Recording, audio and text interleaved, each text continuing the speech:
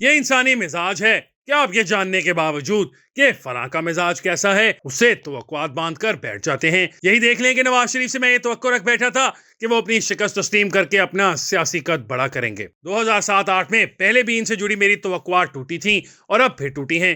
یہ ذہن میں رکھیں کہ نہ پہلی دفعہ نواز شریف کا قصور تھا نہ اس بار قصور اگر ہے تو میرا ہے۔ مجھے انہوں نے پہلے کہا تھا نہ آپ کہا کہ مجھ سے امیدیں باندھ کر بیٹھ جاؤ۔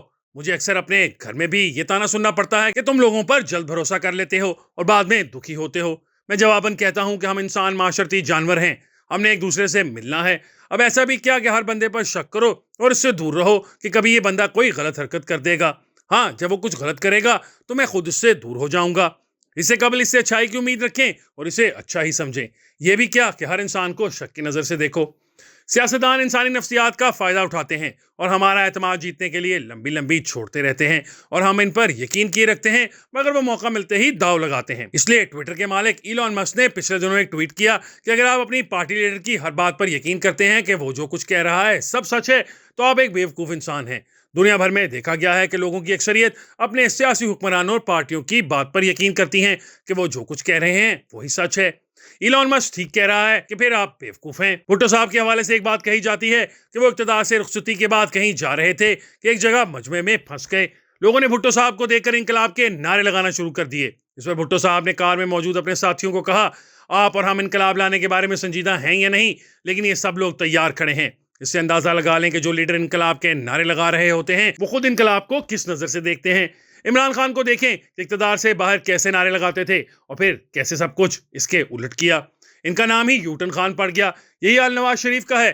لندن میں تھے تو دن رات پاکستان میں نئی شروعات کا نعرہ لگاتے تھے، بار بار بتاتے تھے کہ وزیر اعظم بن کر کیا کرنا ہے۔ ان کا کہنا تھا کہ میں 2 دفعہ پہلے بھی وزیر اعظم بن چکا ہوں، اب کی دفعہ آپ دیکھنا کہ کیسے پرویز مشرف کی باقیات کا صفایا ہوگا۔ پھر وطن لوٹ کر سب سے پہلے زاہد حامد کو الیکشن میں ٹکٹ دے کر اپنا وزیر بنایا، جو مشرف کے وزیر قانون تھے، جو یہ کہتے تھے کہ وزیر اعظم بننے کی خواہش نہیں۔ انہوں نے آئین میں ترمیم کرا کر پہلے تیسری دفعہ وزیر اعظم بننے کی راہ ہموار کی اور پھر کچھ عرصے بعد لندن جا بیٹھے، جہاں سے 2007 میں آئے تھے اور وہاں جا کر پھر وہی انقلابی گفتگو شروع کر دی اور 2023 میں پھر اسی طرح پاکستان لائے گئے۔ اب مجھے لگتا ہے کہ نواز شریف زیادہ دیر تک پاکستان میں نہیں رہیں گے۔ انہیں مقدمات یا جلاوطنی کا سامنا نہیں کرنا پڑے گا کیونکہ وہ اقتدار سے دور ہیں۔ یہ ان کے لیے اچھا ہے یا برا یہ الگ بحث ہے، لیکن میرا ایشو اس وقت کچھ اور ہے۔ وہ 3 دفعہ وزیر اعظم رہ چکے ہیں اور اب 4تھی دفعہ بننا چاہ رہے ہیں۔ کوئی بندہ 1 دفعہ وزیر اعظم رہے یا 3 دفعہ، اس کا نام تاریخ میں درج ہو چکا، اچھا یا برا۔ اندرا گاندھی 3 دفعہ وزیر اعظم بنی، بینظیر بھٹو 2 مرتبہ، مارگریٹ تھیچر 3 دفعہ، نواز شریف بھی 3 بار۔ تاریخ یا مورخین نے انہیں وزیر اعظم ہی لکھنا ہے۔ جب آپ 3 دفعہ وزیر اعظم رہ چکے ہوں تو آپ کو اپنی سیاسی وراثت کا سوچنا پڑتا ہے۔ نواز شریف کی سیاسی وراثت کیا ہوگی؟ یقیناً ان کے حامی کچھ اور بتائیں گے مگر مورخین کچھ اور لکھیں گے۔ اگر نواز شریف اپنی شکست تسلیم کر لیتے تو ان کا سیاسی قد اونچا ہوتا یا چھوٹا؟ ایک سیاستدان کے لیے الیکشن میں شکست ایک عام بات ہے۔ باقی چھوڑیں، ونسٹن چرچل جس نے برطانیہ کو دوسری عالمی جنگ میں فتح دلائی تھی، وہ بھی جنگ کے بعد الیکشن ہار گیا تھا۔ اندازہ کریں کہ جس وزیر اعظم نے برطانیہ کو شکست سے بچایا، لوگوں نے اسے دوبارہ وزیر اعظم نہیں بنایا۔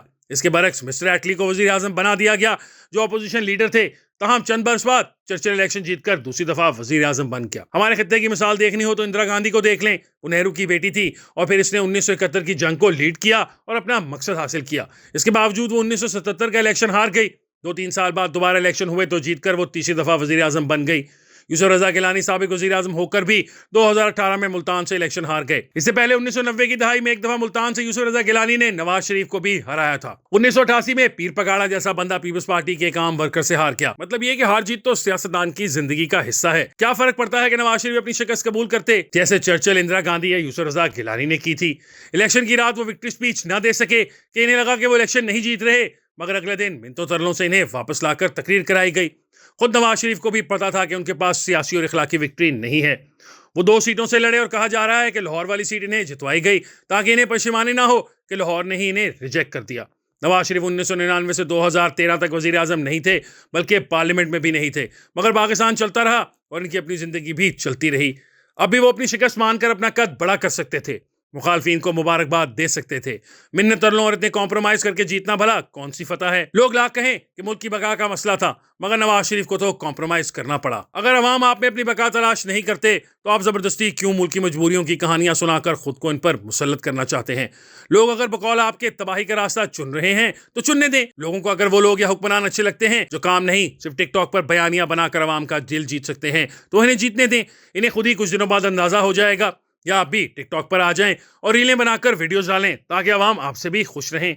इस कॉम्प्रोमाइज का नतीजा ये निकला कि आपको जबरदस्ती की सीटें जितवा कर भी वजीर आजम नहीं बनने दिया गया। अगरचे वजीर आजम बनकर भी आपने बैरून मुल्क दौरों पर ही रहना था, पार्लियामेंट नहीं जाना था या काबीना का इजलास तक नहीं बुलाना था। अब भी तो घर ही बैठेंगे, लिहाजा इस वक्त ये फैसला कर लेते कि मुझे जबरदस्ती न जितवाएं। यह एक बाइज्जत सियासी रास्ता था जो लिया जा सकता था, मगर हमारी सियासत और सियासतदानों का सियासी ऑनर और सियासी विरासत से क्या लेना देना। ऑनर और लेगेसी जैसे लफ्जों की हमारे नजदीक सिर्फ अहमियत है, फिर भी नवाज शरीफ को चर्चिल और इंदिरा गांधी वाला रूट लेना चाहिए था। इनकी तरह शिकस्त तस्लीम करके मुखालफीन को हुकूमत बनाने देते।